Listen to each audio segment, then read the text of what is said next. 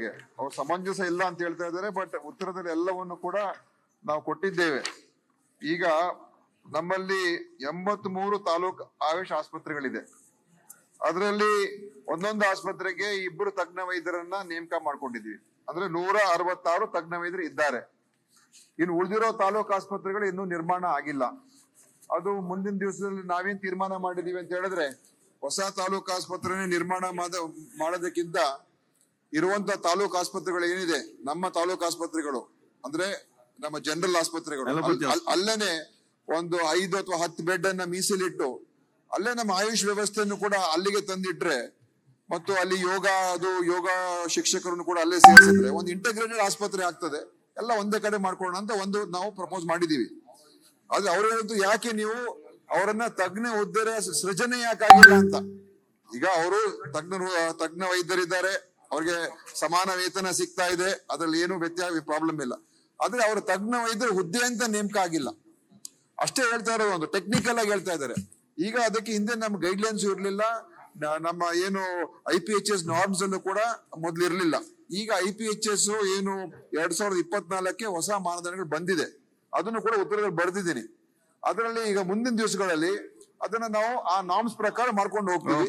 ಎಲ್ಲೆಲ್ಲಿ ತಜ್ಞ ವೈದ್ಯರನ್ನ ಹುದ್ದೆನ ಸೃಜನೆ ಮಾಡ್ಬೇಕು ಅದನ್ನು ಕೂಡ ಮುಂದಿನ ದಿವಸದಲ್ಲಿ ಮಾಡ್ತೀವಿ. ಆದ್ರೆ ವೈದ್ಯರು ಏನು ಇಲ್ಲ ಅಂತ ಏನಿಲ್ಲ, ತಜ್ಞ ವೈದ್ಯರು ಇದ್ದಾರೆ, ಅವ್ರು ತಗೊಂಡಿದೀವಿ, ಅವ್ರು ಕೆಲಸ ಮಾಡ್ತಾ ಇದ್ದಾರೆ. ಮತ್ತೆ ಯಾವುದೇ ಅದ್ರಲ್ಲಿ ಏನ್ ಸಮಸ್ಯೆ ಏನಿಲ್ಲ. ಟೆಕ್ನಿಕಲ್ ಆಗಿ ಹುದ್ದೆ ಸೃಷ್ಟಿ ಆಗ್ಬೇಕು. ಅದನ್ನ ಈ ಹೊಸ ನಾರ್ಮ್ಸ್ ಪ್ರಕಾರ ಮೊದ್ಲಿರ್ಲಿಲ್ಲ, ಈಗ ನಾರ್ಮ್ಸ್ ಬಂದಿದೆ. ಆ ನಾರ್ಮ್ಸ್ ಪ್ರಕಾರ ಮುಂದಿನ ದಿವಸ ಮಾಡ್ಕೊಡ್ತೀವಿ. ಸಮಂಜಸವಾಗಿದೆ ಅಂತ ನಾನು ಅನ್ಕೊಂಡಿದ್ದೀನಿ. ಇಷ್ಟು ಸ್ಪಷ್ಟವಾಗಿ ಈಗ ಹೇಳಿದಿರಿ ಸರ್, ಧನ್ಯವಾದಗಳು. ಬಾಲಕೃಷ್ಣ CN. ಅದೇ ಸಭಾಧ್ಯಕ್ಷರೇ, ಚುಕ್ಕೆ ಗುರುತಿನ ಪ್ರಶ್ನೆ 474 ಮಾನ್ಯ ಇಂಧನ ಸಚಿವರನ್ನ ಕೇಳಬಯಸ್ತೇನೆ.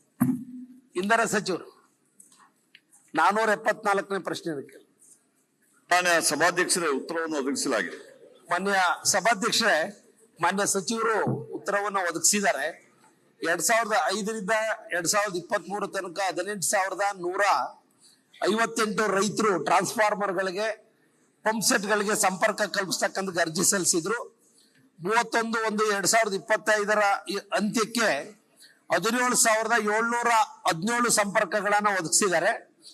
31/1/2025 ಅಂತ್ಯಕ್ಕೆ ಇನ್ನು 446 ರೈತ ಪಂಪ್ ಸೆಟ್ಗಳಿಗೆ ವಿದ್ಯುತ್ ಸಂಪರ್ಕವನ್ನ ಕಲ್ಪಿಸಬೇಕಾಗಿದೆ.